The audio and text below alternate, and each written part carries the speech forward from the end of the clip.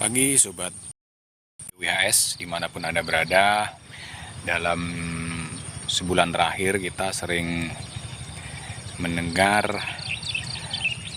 istilah pertumbuhan ekonomi, terutama sekali sejak Menteri Keuangan yang baru Pak Purbaya diangkat menggantikan Sri Mulyani. Apa sih sebenarnya pertumbuhan ekonomi itu dan bagaimana dampaknya gitu. Pertumbuhan ekonomi erat kaitannya dengan kalau secara real kehidupan sehari-hari nyari duit itu lebih gampang kalau pertumbuhan ekonominya baik gitu. Baiknya itu seperti apa? Kita ambil contoh negara-negara di kawasan sekitar kita di Asia Tenggara yang saat ini lagi naik daun itu Vietnam, Thailand, sama kalau Cina udah pastilah ya. Yang spektakuler itu Vietnam. Di situ banyak diungkap bahwa pertumbuhan ekonominya di atas 7%. Nah, Indonesia di posisi berapa? Itu masih di bawah 5%. Saya masih ingat zaman-zaman nyari duit gampang itu pada eranya Pak SBY. Di situ pertumbuhan ekonominya itu 6%. Nah, sebenarnya gimana sih hitungannya gitu? Ada satu sisi yang perlu kita mengerti bahwa kalau secara definisi harfiah, pertumbuhan ekonomi itu kemampuan produksi barang dan jasa dari sebuah negara untuk dikonsumsi gitu. Nah, rumusannya ada 4 elemen yang mempengaruhi pertumbuhan ekonomi. Kita mengenalnya sebagai pendapatan domestik bruto atau GDP. Faktor yang mempengaruhi satu itu adalah konsumsi masyarakat. Jadi kalau ini baik, tinggi, besar, itu akan memperbaiki pertumbuhan ekonomi. Jadi kalau Anda sering ke warung, ngopi, belanja, ceng-ceng, piknik, ya itu sejatinya berdampak positif pada pertumbuhan ekonomi. Itu yang dari sisi konsumsi gitu. Kemudian yang kedua dari sisi government spending atau belanja pemerintah, ini juga berdampak. Makin tinggi juga akan makin bagus. Kaitannya dengan apa? Itu dengan APBN. APBN pusat ke daerah, daerah ke belanja pemerintah, apakah itu bentuknya belanja pegawai atau proyek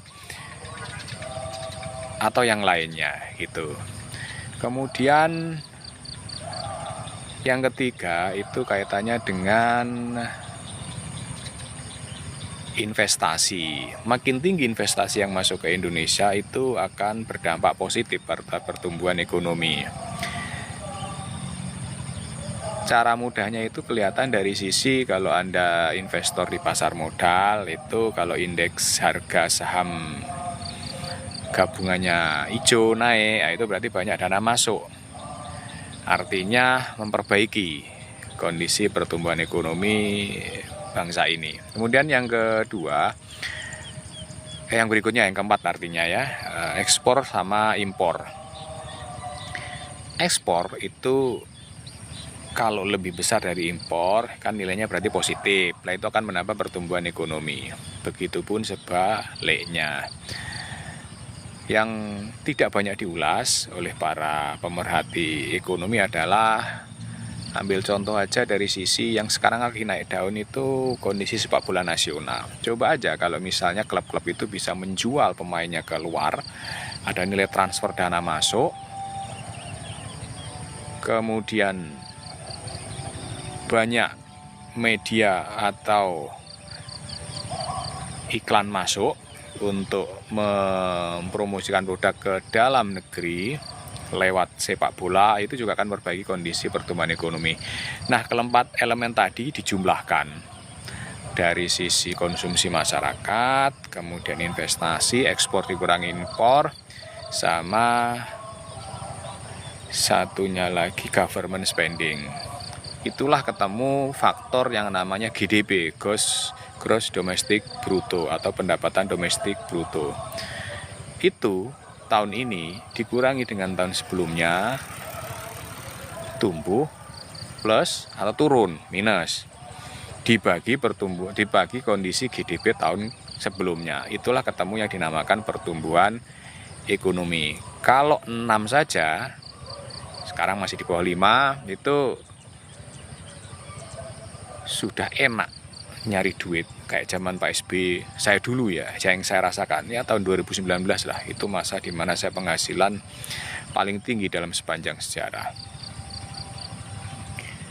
Itu kondisi global makro yang setidaknya menambah pengetahuan Anda bagaimana dalam menjalankan aktivitas sehari-hari. Oke, kita dukung program pemerintah untuk menaikkan pertumbuhan ekonomi dengan Menteri Keuangan yang baru. Kalau membandingkan Purbaya dengan Sri Mulyani, itu ibarat sepak bola itu total football versus Catenaccio. Satu menyerang total, satunya bertahan total. Jadi kalau Pak Purbaya itu pro market, dana yang selama ini disimpan di Bank Indonesia dalam bentuk saldo anggaran lebih dipindah ke bank agar bisa tersalur ke pasar atau ke retail atau ke masyarakat. Memang ada risiko, tapi mempermudah. Risikonya ya paling kan kredit macet ya kalau disalurkan lewat bank. Tapi dampaknya kalau itu dipindah ke masyarakat, orang akan semakin rajin, semangat untuk melakukan aktivitas usaha sehingga ekonomi gerak. Kalau sebelumnya itu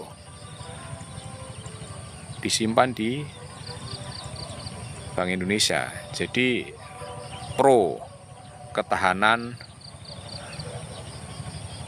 apa istilahnya itu ya,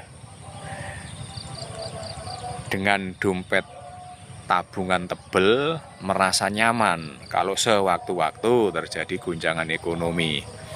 Itu kalau menteri sebelumnya. Dampaknya walaupun tenang dari sisi pemerintah, tapi masyarakat kering di sektor retail, cari duit susah, ya dampaknya ekonomi seret, demo yang kemarin itu. Oke, apapun itu bagian dari perjalanan sejarah kita. Kita dukung program pemerintah untuk memajukan Indonesia melalui pertumbuhan ekonomi yang sehat, tumbuh, kuat, dan berkelanjutan. Semangat pagi!